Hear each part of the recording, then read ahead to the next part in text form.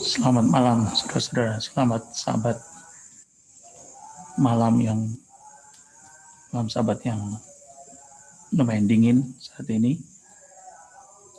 Tapi ada api yang menghangatkan. Saya tertarik untuk membicarakan baru-baru ini ada diunggah satu video yang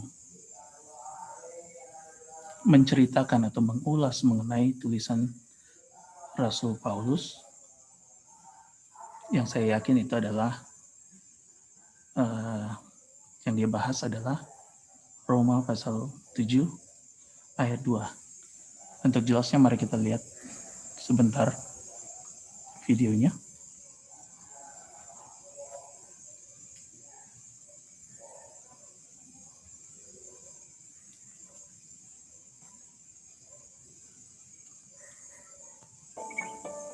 Now, you and I, we were married to Mr. Law. All right, turn around. Mr. Law is holy, but cannot make her holy. Mr. Law is righteous, but cannot make her righteous. The law is good. Don't misunderstand. The law is good, but the law cannot impart goodness. All he does is demand. He wants the breakfast exactly at 7:30. No later, must be exactly 7:30. He wants his toast just nice. All right, not over toasted or under toasted or should be toasted. Therein lies the problem. We are not up to his standard. So the law demands. Doesn't lift a finger to help. So God loved us so much. God sent His Son Jesus Christ. Look at Jesus. Hair flying in the wind, robes flapping in the breeze. Whatever He demands from her, He helps her.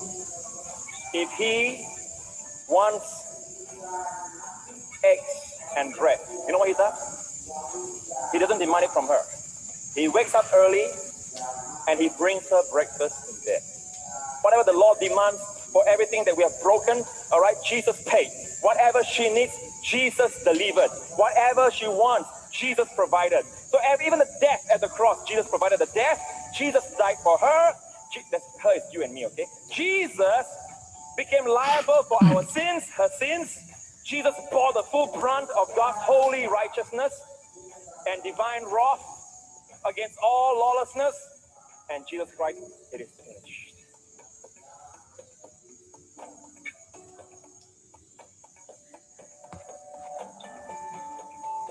All that He wants from her, honestly, all right, is lean on His breast, just put your hand around her. Yeah, put your head on His shoulders, okay? All He wants is for her to rest on Him, all right? This is a picture. All Jesus wants from...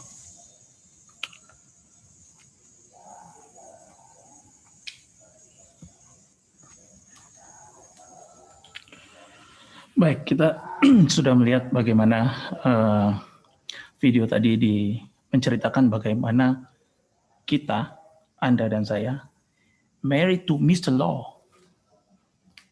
And after that, married to Jesus. Apakah demikian? Mari kita baca dari Roma 7 ayat 2. Sebab seorang istri terikat oleh hukum kepada suaminya selama suaminya itu hidup. Akan tetapi apabila suaminya itu mati, bebaslah ia dari hukum yang mengikatnya kepada suaminya itu. Nah, di sini apakah berbicara mengenai istri yang kawin dengan seorang suami? Atau ini kondisi yang bersifat resiprokal? Resiprokal itu dapat kita baca lagi di dalam Kejadian 2 ayat 24. Sebab itu seorang laki-laki akan meninggalkan ayahnya dan ibunya dan bersatu dengan istrinya, sehingga keduanya menjadi satu daging. Apakah itu hanya suami? Tidak. Itu juga berlaku kepada istri. Resiprokal. Saling. Ya. Oleh sebab itu, dalam Roma ayat 7 ayat 2 dikatakan bahwa Jika seorang istri terikat oleh hukum kepada suaminya selama ia masih hidup. Nah, kalau istrinya yang meninggal, apakah suaminya tidak juga seperti itu? Ya, karena ini berlaku resiprokal, saling. Kalau istrinya mati, suaminya tidak terikat oleh hukum. Kalau istrinya mati, suaminya juga demikian, tidak terikat oleh hukum. Oke? Nah, apa sebenarnya yang dibahas di dalam ayat ini? Apakah seorang istri yang tidak terikat oleh hukum, atau yang dibicarakan adalah hukumnya sendiri? Mari kita lihat di Roma 7 ayat 4.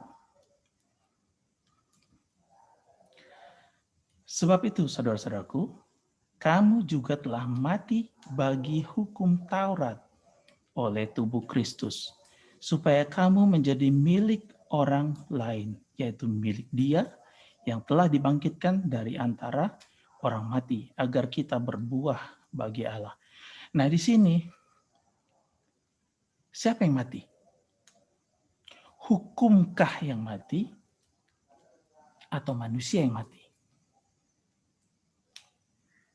Dalam Alkitab bukan hukum yang mati, tetapi hukum yang menuntut agar manusia berdosa mati. Jadi siapa yang mati di sini? Hukum atau manusia? Manusianya yang mati. Ya.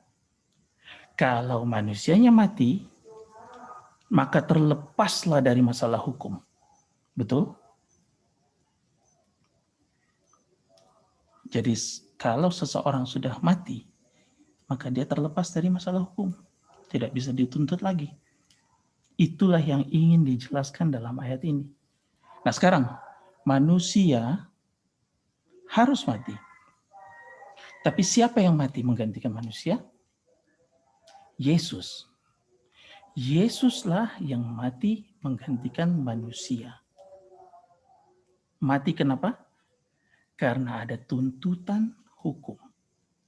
Nah, setelah Yesus mati bagi kita, bagi saya dan Anda, apakah hukum berkuasa atas kita? Tidak. Apakah kita masih terikat kepada hukum tadi? Tidak. Itulah yang dijelaskan di dalam Roma pasal 7 ayat 4 tadi. Ya. Karena kita sudah mati untuk hukum Taurat, bagi hukum Taurat. Oleh siapa? Oleh tubuh Kristus.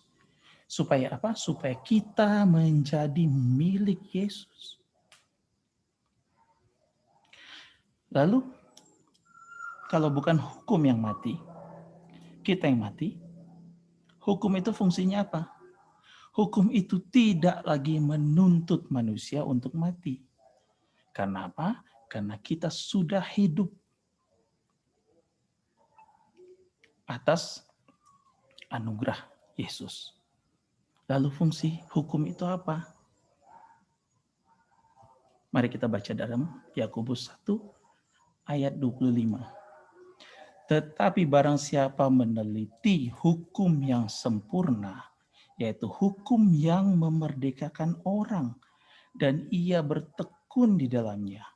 Jadi bukan hanya mendengar untuk melupakannya, tapi sungguh-sungguh melakukannya, ia akan berbahagia oleh perbuatannya.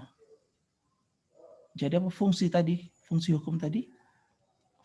Hukum tadi bukan lagi menuntut kepada kita. Tetapi fungsi hukum itu menjadi satu alur, menjadi satu bukti bahwa kita setia kepada suami kita yang baru, yaitu Yesus. Bukti bahwa kita mengasihi Yesus adalah kita menuruti seluruh perintahnya.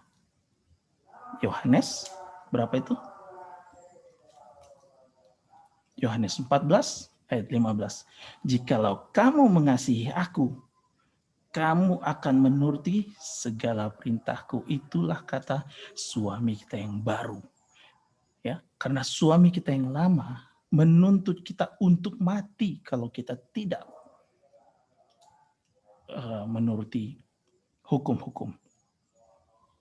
Tetapi suami kita yang baru meminta kalau kita mengasihi dia, maka kita akan menuruti hukum.